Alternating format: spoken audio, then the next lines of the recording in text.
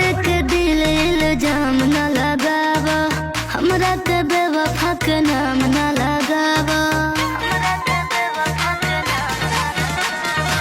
तोड़ के दिल इल्जाम न लगावा, हमरा के बेवफा के नाम न लगावा।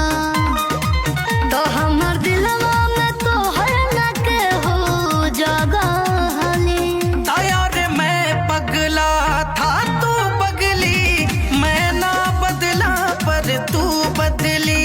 और मैं पगला था तू पगली, मैं ना बदला पर तू बदली।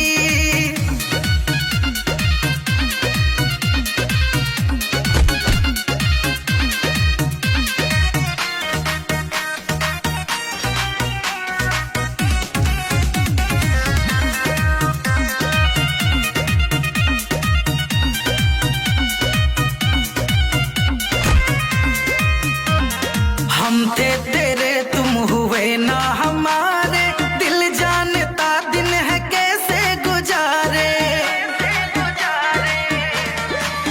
मेरे धड़कन की हर सांस में तेरा एहसास है।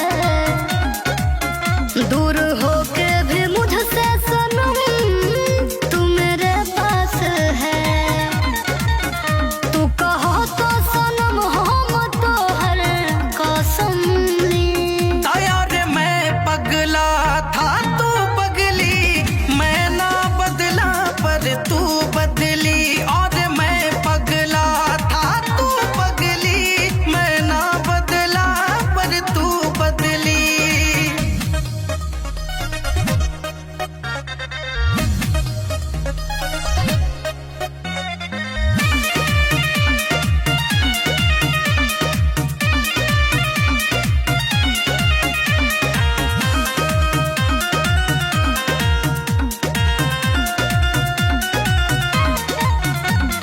मरते थे तुम पे, तुम्हीं पे मरेंगे, जब तक जिए